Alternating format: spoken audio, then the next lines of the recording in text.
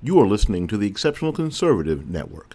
For more information, go to www.theexceptionalconservativeshow.com.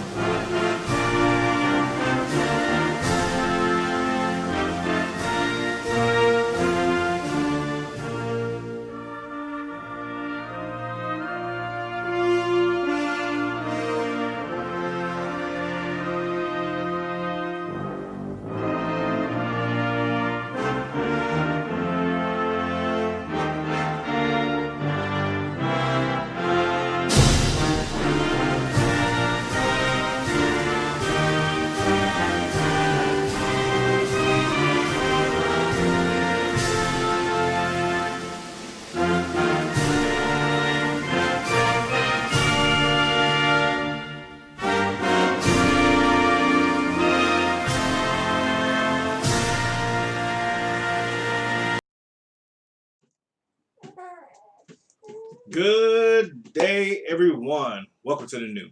I'm your host, Randy&April, and I have my grandson down here in his little rocking chair, cooing and cawing. So please forgive me in advance if you hear the static background noise of a baby. But anyways, I hope you all had a fantastic Christmas day. We did air that morning, so a lot did go on since then. On Christmas Day, Christmas evening, Christmas night, we watched Wonder Woman 84, and I would say a lot of people on social media didn't like the movie because it premiered on HBO Max and in theaters on Christmas Day, and so we watched it last night, and I thoroughly enjoyed the movie. Actually, kind of give a little bit of background to her upbringing and fast forwarded, and it had incorporated some things from Wonder Woman 1, with her the loss of her boyfriend and everything else. But it was a good movie. Kind of did get a little emotional in the middle there a little bit. I found myself kind of like I choked up a second, and I was like, "Wait, what am I doing? It's a movie." But no, it was really good. It was really good. So for those critics that said they did not like the movie, drop in the comment section what was it about the movie that you didn't like, because it was nothing. No one said anything specific. They just said the movie was trash. But like how, like why? I mean, the plot, everything was pretty good. A little, I guess you could say, extreme in a sense, but nonetheless, it was a feasibly put together movie. So, but anyways, that we did that, and yesterday was my son's 19th birthday, and we celebrated that on the evening of the 26th because the extended family happened to be all off that evening and everything else, so they all came over and we did a surprise cake and ice cream thingy for them. I grilled on my new green egg grill on yesterday and day before yesterday, and delicioso. Oh my god! I posted a couple of pictures on Facebook from the 26th, but the last night I didn't bother. But I did salmon last night, crab legs. Not the crab legs on the grill, but I did the salmon on the grill on the cedar plank. Oh, it was amazing. But that's what we did thus far. Nothing. Not a whole lot going on in the media, but I've been largely ignoring a lot of it intentionally as well, because it's the holidays, birthdays, just trying to decompress a little bit because we all need that from time to time. Just kind of like just turn the noise off for a little bit. But nonetheless, I still found some things to discuss today that I was weighing heavy on my heart, and yeah, I'm gonna touch on those things in a little bit. But first up, President Trump signed the $2.3 trillion stimulus package, but we, as an American people, we're only going to see about 900 billion of that 2.3 trillion. Yes, you heard me correct. We're only going to see about 900 billion. Not everybody is going to see 900 billion, because some of that is going to be infused back into the unemployment protection plan, payment plans for those Americans that are out of work that's on unemployment right now due to COVID-19. But the $600 stimulus check, yep, we're going to see that. But Congress is working right now, and I just saw some breaking news on that. The Senate is putting up for a vote for a $2,000 check. So I'm wondering, it's probably not going to be part of the same package, but or within this package, but a separate payment. But I'm wondering if, and I haven't seen the details on this yet, but I'm wondering if there's going to be an inclusion to the $600, so it'd be $2,600 overall, or will they subtract from the $600 and it actually subsequently be in what is that, $1,400? So it remains to be seen. It would be nice if it becomes, it'd be $2,600 versus $1,400, but nonetheless, free money is good money in most cases. So, but that's what's going on right now. But if I was President Trump, I wouldn't sign anything. I would pocket the veto and let it die. Or I would have vetoed it and made them come back to the table, come back during the holidays. I'm working, y'all. That's gonna work too. But I would have made them fight for that. And reason being, given everything that's been going on both sides of the aisle for the last 4 years, if I'm in imminent threat of being removed from office via election, corruption, whatever the case, I'm gonna make your life miserable hell in the process. Now, will that be fair to the American people? No, of course not. But has Congress ever really been fair to the American people since its inception? No. So what's a couple more days? We already went through this with the government shutdown. What was it, last year? Year before last? It was what, 49 days, 59 days, something to that effect. Behave yourself down there. You hear him laughing? He wants to be part of the show. I'll bring him on later on. But nonetheless, we've been through government shutdowns. We've been through worse economic times outside of a pandemic due to Congress's inaction. So, like I said, if I was President Trump, I would have been like, man, nope. Not sign up, no time soon, nope, because y'all need to get together and figure out how we're going to reduce the pork and all these overseas payments that y'all have in this bill, which has nothing to do with COVID, nothing to do with stimulating and helping our economy. You're trying to send all this money to different places overseas, to these whatever companies and everything else that has nothing to do with economic relief for the American people. So no, I'm not going to sign that. And given that he caved in, political reasons, and I get it, I got it. But like I said, had I been President Perham, would not have signed it. I'd be like, nope. Everybody can call me an a-hole. Everybody can be mad at me all you want. No. Fix this bill. Fix it to where the American people are getting their just due. And we'll talk. Meanwhile, sorry, American people, I'm doing this for you. It's for your own good, so you'll be all right. Yeah, and that's been it. So that's just my take on it. But yeah, I wouldn't sign anything. But that's just me. I guess I'm not cool like that sometimes. But anyways, we're gonna jump to commercial break real quick, and we'll be right back. So thank you for tuning in, and sit tight.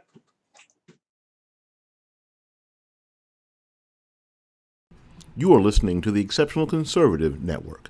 For more information, go to www.theexceptionalconservativeshow.com.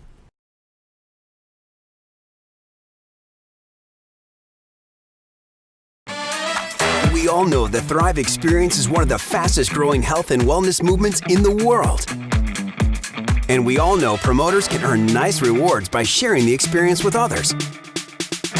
However, the Thrive Experience has just been upgraded.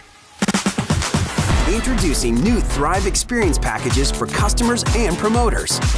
2-week pack. Enough Thrive, capsules, shake, and DFT for 2 weeks on the experience. The 2-week package is designed for those who maybe aren't fully ready to commit to the Thrive Experience, just need a little taste of what Thrive is all about. 4-week pack. Enough Thrive, capsules, shake, and DFT for 4 weeks on the experience. The 4-week package is the ideal package for everyone to be on monthly. And for those that select this package, we'll throw in a free box of shake mix, 30 days of capsules, shake, and DFT. 4-week couple pack. Enough Thrive, capsules, shake, and DFT for 2 people for 4 weeks on the experience. The 4-week pack is ideal for couples that want to thrive together. This package receives 2 free shake mixes, 60 days of capsules, shake, and DFT.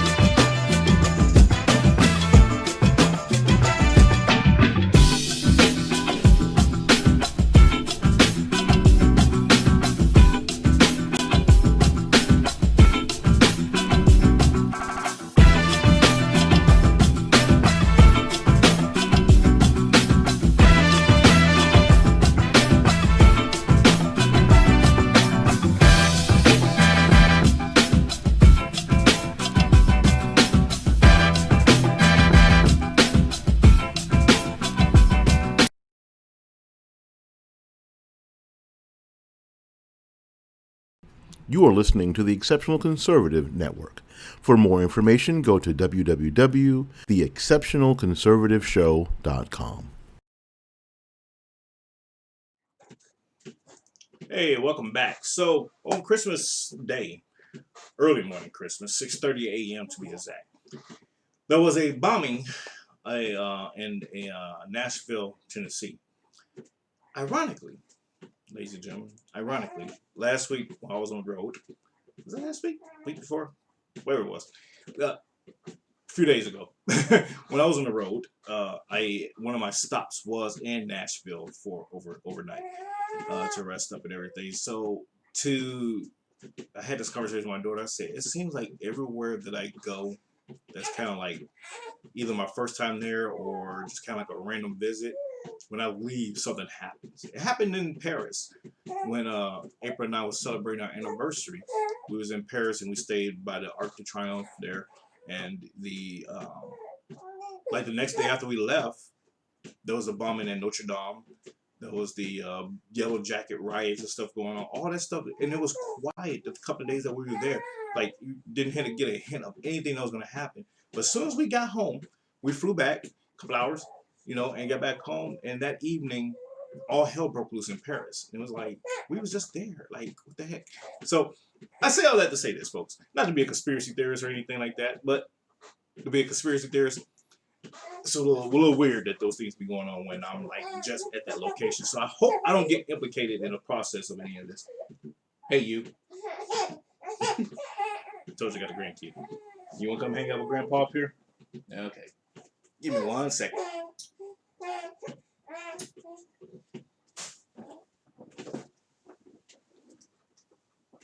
Alrighty. Here we go. Say hi, everyone. Say hi. Yeah, you got the picture in your face there. But so, anyways, as I was saying before, I was really interrupted by this little guy. But the bombing, the police have identified the owner and everything of the vehicle that you see here, and right there. The vehicle that you see there. They identified the owner as Anthony Quinn Warner, age 63. Now, not to be a conspiracy theorist once again, but to be a conspiracy theorist, I think there's some things that just don't add up with this bombing. Number one, it's 6:30 in the morning. You're playing on a loudspeaker to evacuate the area when no one is apparently around anyways. That's number one. Number two, you follow this up with playing, or you first was playing a peculiar song called Downtown by Petula Clark. You play the song, followed by evacuate the area, and then it comes to an immediate explosion. I have the video here. Check it out. Just look for yourself. Where is it? Right here. And Phil, I believe we have that surveillance video queued up again. This is right on 2nd Avenue, and this time we have backed it up prior to the explosion, because it does catch the explosion, but you can hear the repeated recordings. And guys, I'm not sure if we have that. We all want to just be quiet and listen carefully to that recording, which police, like you said, Phil, confirming now was coming from the RV. Let's roll it.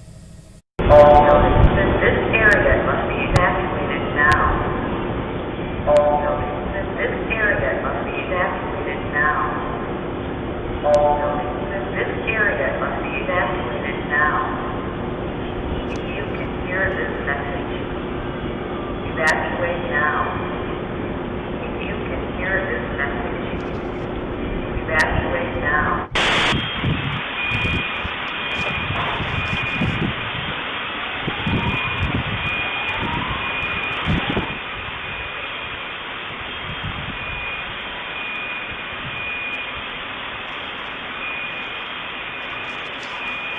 And then there is the aftermath. It's just absolutely chilling. It's like, it is like something you'd see out of a Point number two. You notice in this video, the blast did not really disturb anything in that video scene that you see there.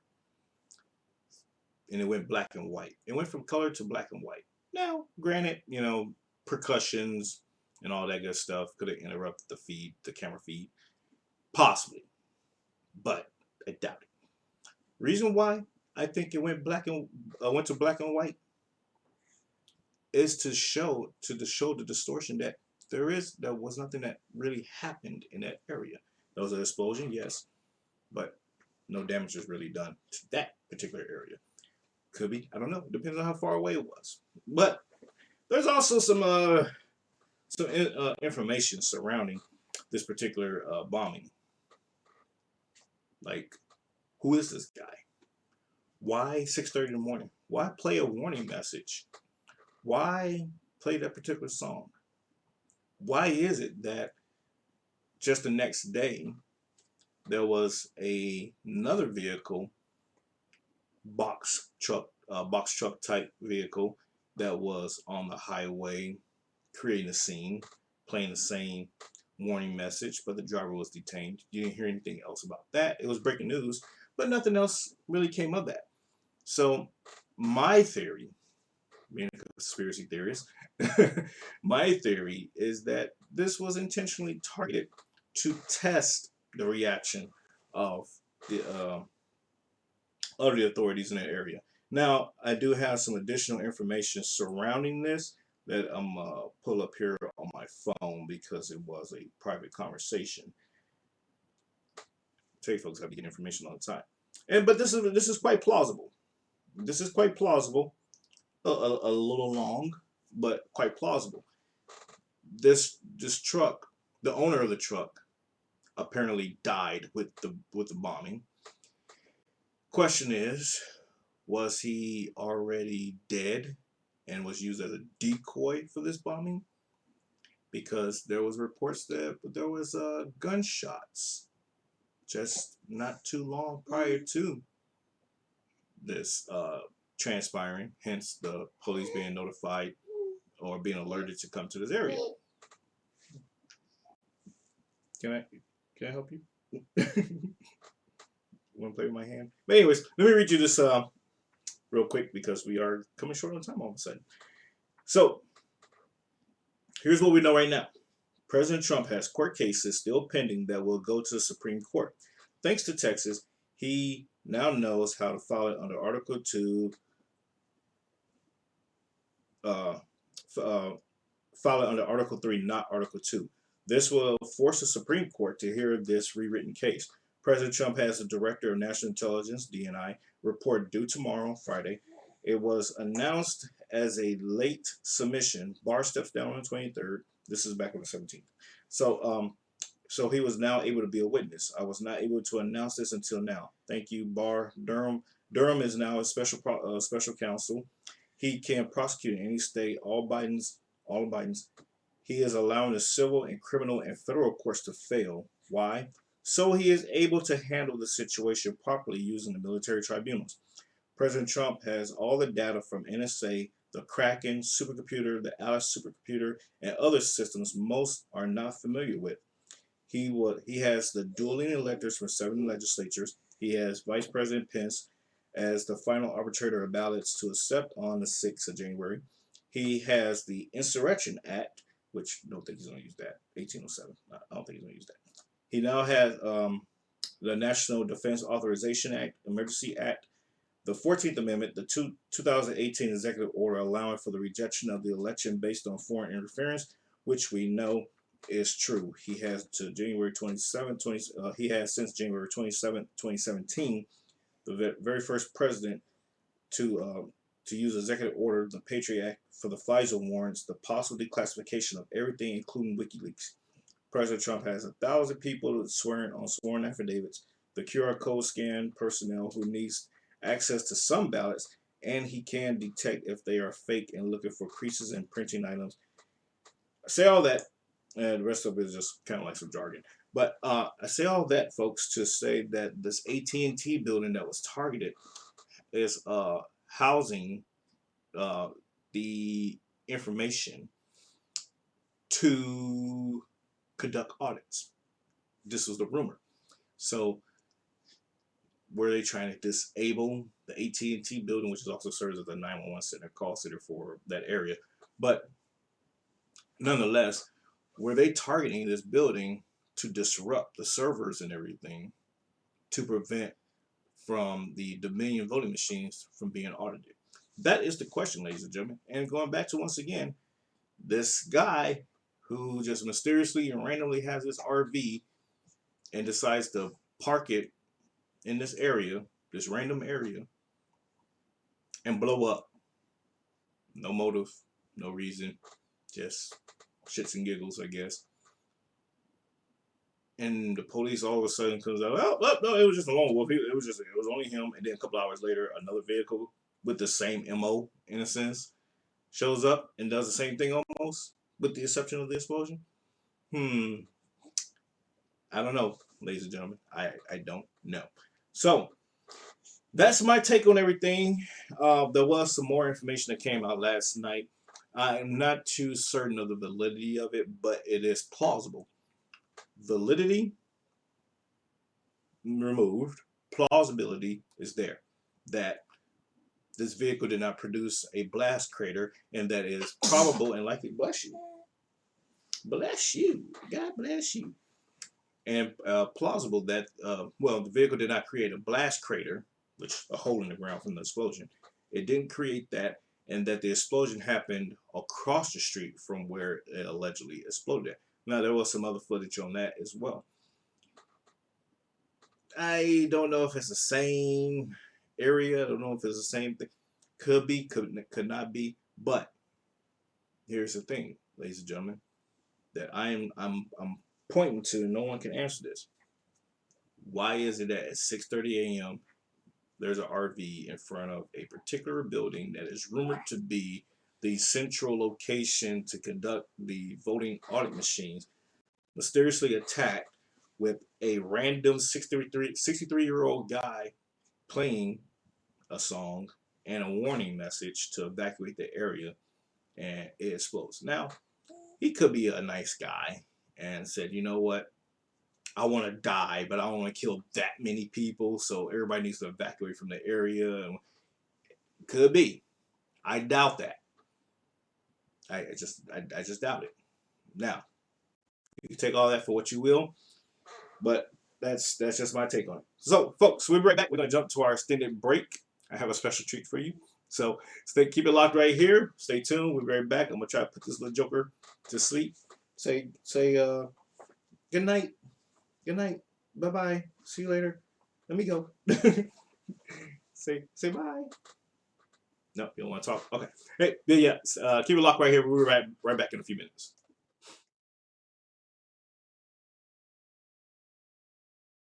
You are listening to the Exceptional Conservative Network. For more information, go to www.theexceptionalconservativeshow.com.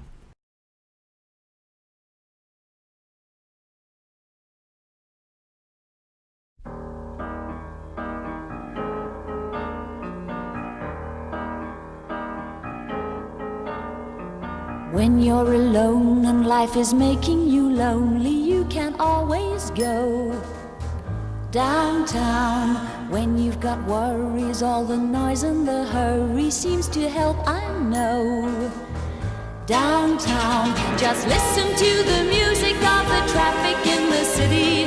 Linger on the sidewalk where the neon signs are pretty. How can you lose? The lights are much brighter there. You can't forget all your troubles, forget all your cares. So go downtown. Things will be great when you're downtown. No finer place for sure. Downtown, everything's waiting for you. Downtown. Don't hang around and let your problems surround you. There are movie shows downtown. Maybe you know some little places to go to where they never close.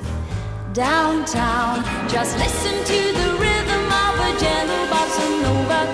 You'll be dancing with them too before the night is over. Happy again.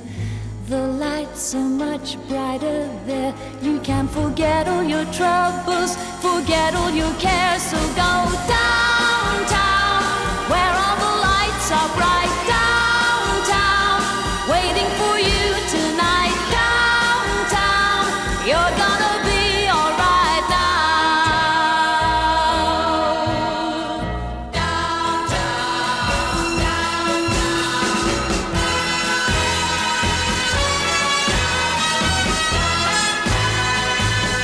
Downtown,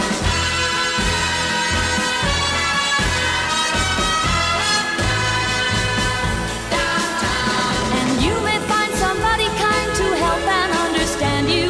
Someone who is just like you and needs a gentle hand to guide them along. So maybe I'll see you there. We can forget all our troubles, forget all our cares. So go downtown. Things will be great when you're downtown.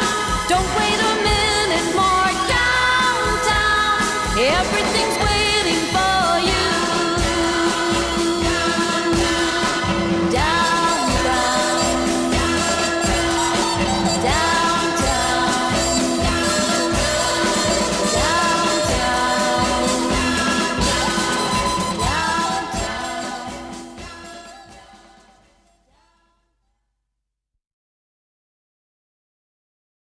You are listening to the Exceptional Conservative Network. For more information, go to www.theexceptionalconservativeshow.com. Hey, welcome back from our extended break. That was Petula Clark with Downtown. Now, I said I was going to try to stay away from this.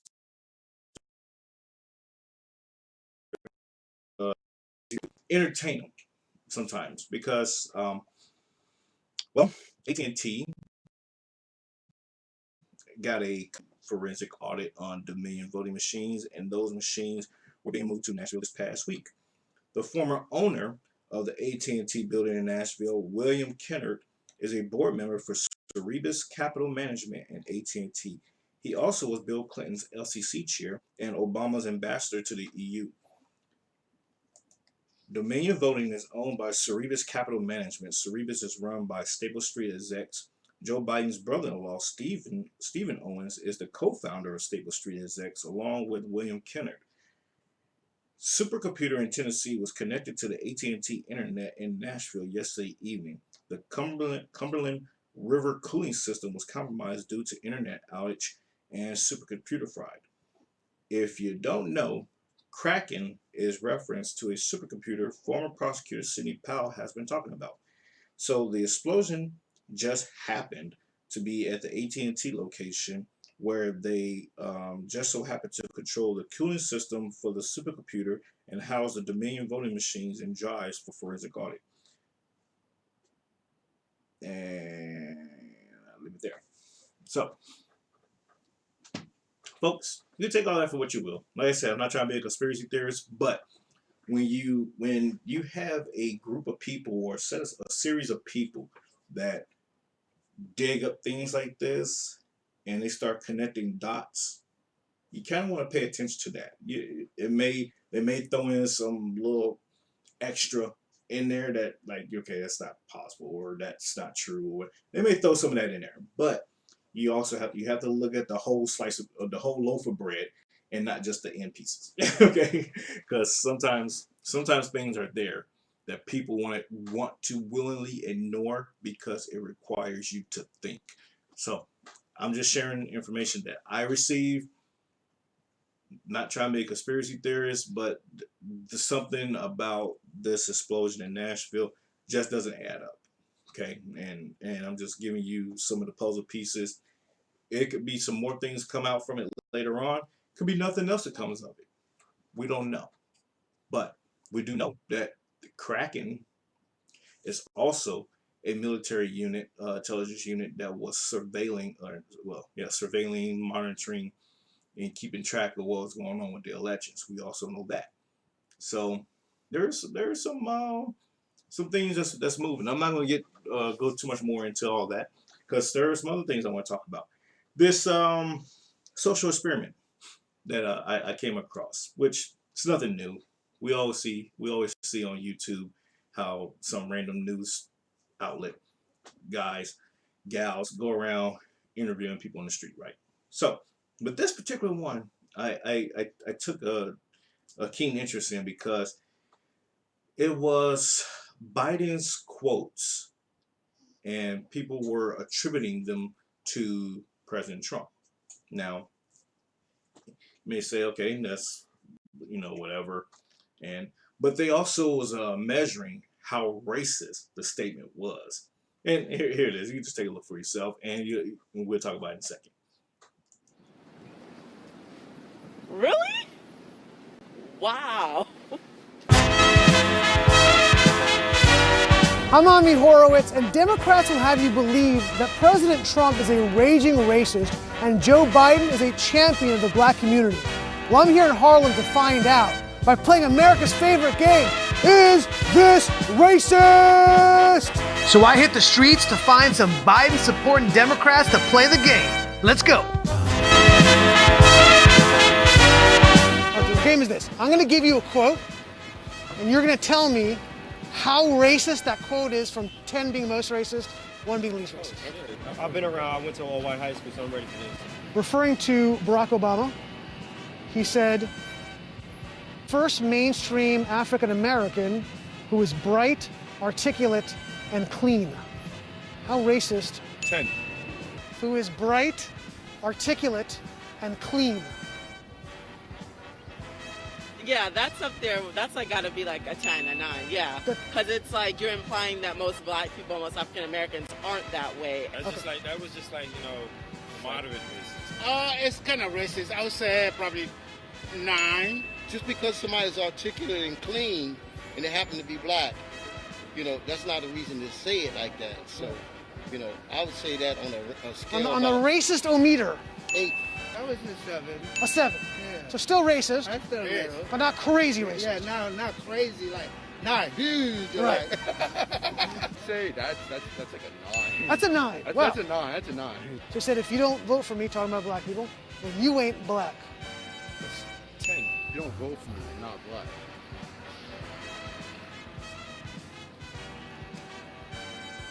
I'm gonna say that one is definitely not as high as the other one. Okay. It's definitely up there. Yeah.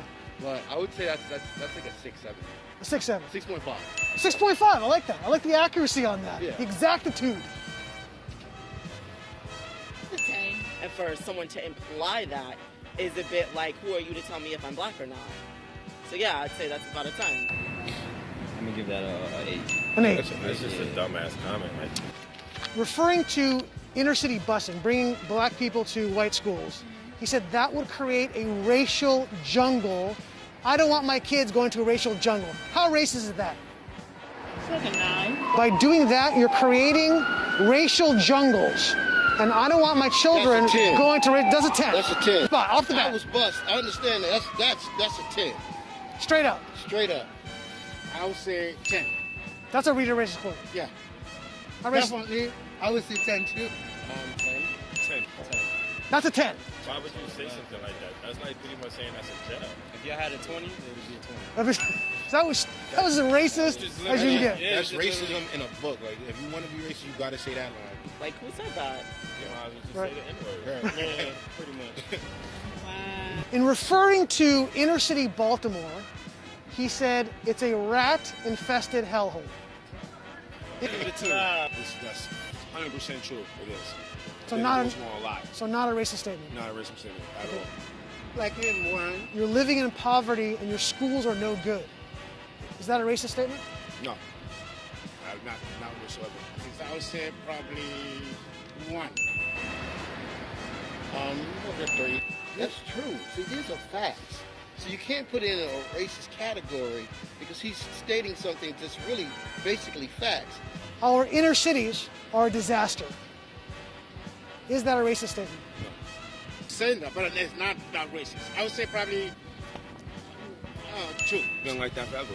Okay. I don't feel it's a racist statement. It is something that's real that needs to be changed. Probably, I would put that 0. The quote about Barack Obama being bright, articulate, and clean, Joe Biden. Really? Wow. And that was his VP, like, wow. Yeah, a little surprised? Yeah. The quote about you ain't black, you don't vote for me was Joe Biden. He said that? He did say that. Wow. Wow. You seem blown away. Yeah, because it's just like, as someone who's, I'm not gonna lie, an open Democrat, like, you would expect that when you represent that party, you wouldn't feel comfortable saying things like that in the open and on media. So when you have so many people, specifically black people, that are backing you, and you just felt comfortable saying something like that. Saying you don't vote for me, you ain't a black person, Joe Biden. Yeah, he did say that. I remember that was viral. Yeah. Joe Biden again? Joe Biden again. Joe Biden said to Charlemagne the God. Wow. And the last quote about the racial jungle with busing was Joe Biden.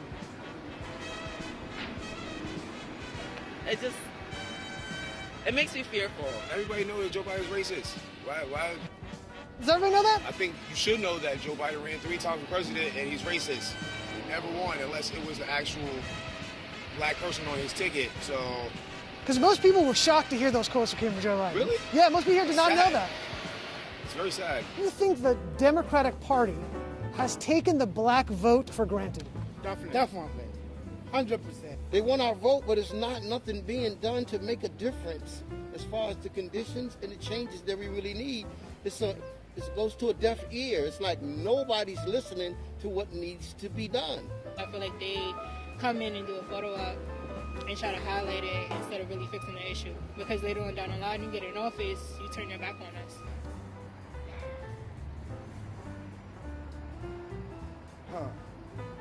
Of course, everything It's has always been for years. I would say somewhat. I might also say that when they need what, that's when they come to us. Right. And after that, hey, you don't see them. Of course they do. They only use it for their gain when they trying to win an election. I'm gonna be honest with you. I genuinely feel that way. I find that when black people, when it's time to vote, they kind of like go to the black community like, we have your vote, we have your back, right? And black people are like, yeah. And then it's like as soon as the vote's done and you have it, it's like you drop us like a hot sack of potatoes and you just like walk away from us. It's like you don't do anything for our communities. You don't do anything for like us in general. Most of the time, they don't do what they're supposed to do for black people. So it's like no matter what, they're gonna vote for us anyway because that's how we're conditioned to vote for Democrat. You say Barack Obama did anything to improve your life over that 8 years? No, not at all. He did nothing for me. In the 8 years he was president, do you think he made a significant improvement in your day-to-day life? No, not me. Did your lives get better under Barack Obama? None of them have improved our lives. The only thing that improved was that a black man was in the office. Her mother's life. Nothing has changed. Not quite. We was happy to see a black person in the White House. Sure. But it didn't really, there was no big change that we expected. He said, yes, we can. More black people actually died in America when he became president. During his term? During the first term and everything. But in Barack Obama case, he was just sweet talking. Sweet talking. That was it. It's a black person in office, so we automatically just run to it and say it's a good thing. Right. When it's not. Obama wasn't a good person. He has killed children and women. But he didn't deliver. So you're saying in the inner cities, right? Yeah. Democrats are being voted for, nothing's being changed. Correct. So you're implying that we should vote for Republicans in those cities and see if there's going to be a difference? That's what the Republicans are saying. That's what they're saying. For sure. Huh. If something's not working, like, someone's got to be open to new ideas, obviously. But let's hear these ideas first. Why not? Folks, there you have it. So, I don't know. I don't know. We're in this strange dichotomy of a world right now, society, period, where we see or hear, because these folks, they're plucked randomly on the streets. Maybe not. It could have been all orchestrated. Who knows? But it illustrates a point that is consistent within not only black communities, but in communities across America. It is these answers, these like, wow, that happened. I didn't. These are real scenarios. These are real things that actually do happen. Trust me, I talk to people almost daily about these things. And you can go to my Facebook page and you will see, you'll be inundated with the conversations that transpire just on my feed alone. and the I guess you could say the doubling down of the sentiments. Because I posted this video actually on my page yesterday. And some people that was commenting did not care what Biden said in the past, present, or what he would say in the future. There was two variables, two things that validated Biden for them. There was the fact that he was Obama's former President Obama's vice president, and the simple fact that he's not Trump. Now, I'm trying to figure out, like, if this man is telling you day to day to your face, and even about the guy that he worked for, that, black people essentially ain't crap in so many words, or that you are a monolith and you should be thinking, you should be acting, you should be doing things a certain way based on my perception as a white man that you should be doing. That's what he tells us. And people are like, huh, hey, Trump said worse, so okay, whatever. Trump has not said worse, ladies and gentlemen. He hasn't. Okay, I'm gonna digress. But I just want to know. Here's a simple question, ladies and gentlemen. Was President Trump, if he's removed from office, if he leaves office January 20th, was President Trump so bad? What? Was President Trump so bad that you're willing to continue perpetual demise to your own self and community just to get Trump out of office, just to put somebody who vehemently tells you they don't like you into office? I want you to think about that. No, I want you to contemplate that for a minute. So, but we talk about being about race being part of everything, and being racist is a bad thing. But for some reason, those on the left, particularly, because this is what we're talking about here, black Democrats find a way to justify the racism when it comes from within. Yeah, that's right. I know. It's baffling.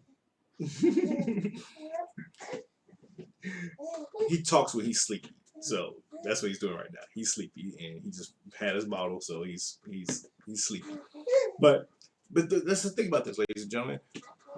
Black Democrats have this tendency to ignore or excuse racist behavior from white politicians that carry the D behind their name.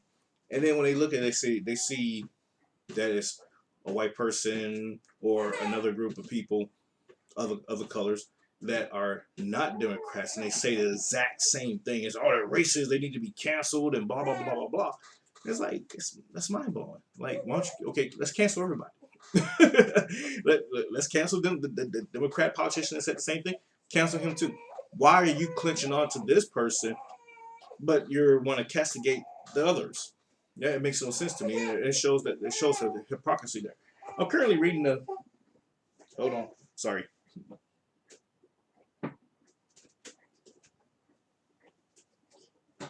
I'm currently working on this audiobook called "So You Want to Talk About Race." I'm not gonna go into that book right now, but I will say this: the mentality being displayed in that book, the conversation, the context of the book. That's what word I was looking for. The context of the book is what exactly the victimhood mentality is trying to display in America today, with everything is about race. Everything is racist.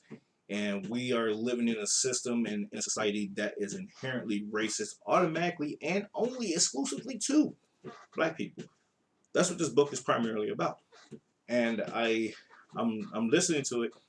I'm going to get through it because I still have about 6.5 hours left in it. Now, I started it yesterday, and I was like, okay, let me just see what this is about.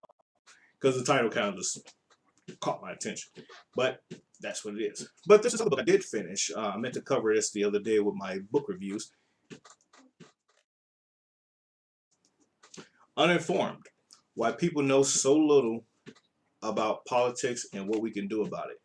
Now, folks, I tell you, it's that's a bit of a heavy read.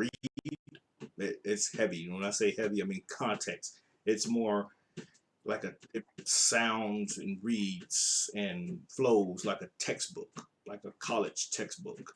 And if you're into that, highly recommend it. It is worth listening to or reading. And it was really good. And it kind of highlights some things that we're seeing in society right now in terms of people and how they perceive things, how they interpret things, why they interpret them that way. And going back to the other book that I said I just started, So You Want to Talk About Race, the author fails to actually capture data. I'm at chapter 2 now, so maybe it comes later on in the book. Like I said, I got 6 hours left in it. But so far, in all the instances and everything else, it's speaking of personal experiences and why they see that everything is racist or everything is part of this a systemic racist system and everything else.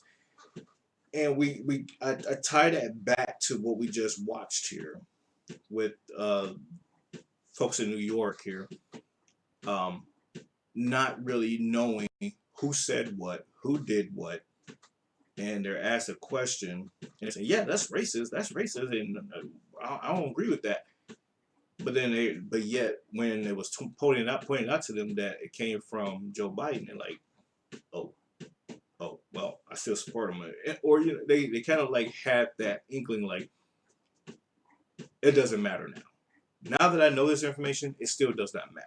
Now it's not to persuade or it's not to sway anyone from saying who you should and should not support based on what they say, but it illustrates that there is a lack of personal fortitude, personal just that personal responsibility to be informed on who it is that you're supporting and what you're supporting. I talked about this on Facebook also, and on a couple other platforms, that for some black people that served in the military, how can you sit here and say that that's not how this works? You're arguing against the Constitution, but yet you served in the military, you swore an oath to protect and defend the Constitution. Well, I never read that. You never read the Constitution, but you took an oath to support and defend it.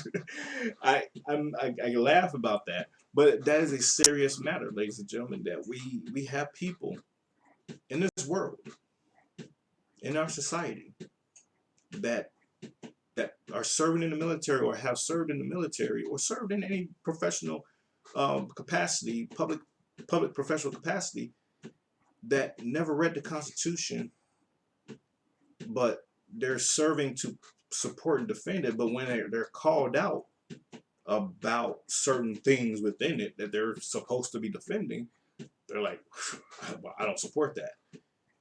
What'd you take an oath for then? So it's mind blowing, ladies and gentlemen. It's mind blowing. But nonetheless, I just want to drop that little bit of nugget there for you, that we have to be careful when we're trying to civically engage in the political process of things, that we know what we're talking about.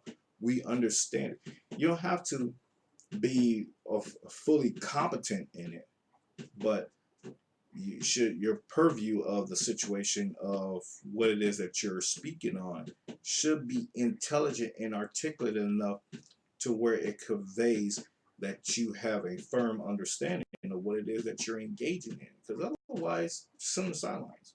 I would much rather for you not vote than you just blindly voting and getting out there and just doing stuff just for the sake of, because everybody else is doing it. That doesn't help. That doesn't help serve the cause one way or the other. So I mean, it is what it is. So, but folks, I'm gonna shut up now. My grandson just fell asleep. You can pick up my book, The New You, Now Equipped with Wisdom, on Amazon, on e-Kindle format there. You can follow me on Twitter, rperm, Instagram, rperm, Parler, rperm. I'm on Rumble, YouTube, and BitChute under rperm. You can go there, like, subscribe, follow the channels, follow these shows, share these shows. Share them with your friends. Sit around and let's have the discussion. Let everybody know, what's it like to be an urban conservative and have to deal with these dichotomies that we live in, where you have to show support to your community, but at the same time, you have to kind of like bash them to get some sense into them. It's weird. It's like, no, that's not how we do this, guys. What are you doing? I'm trying to be here for you. No, stop the madness. And that's where we at right now. So it is what it is. I want you all to have a blessed, fantastic week. See you all on Friday. And yeah, God willing, on Friday, that'd be New Year's Eve, I think. Eve Day, something like that, somewhere in there. But we'll see you on Friday.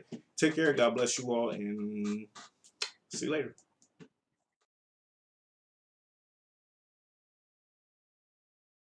You are listening to the Exceptional Conservative Network. For more information, go to www.theexceptionalconservativeshow.com.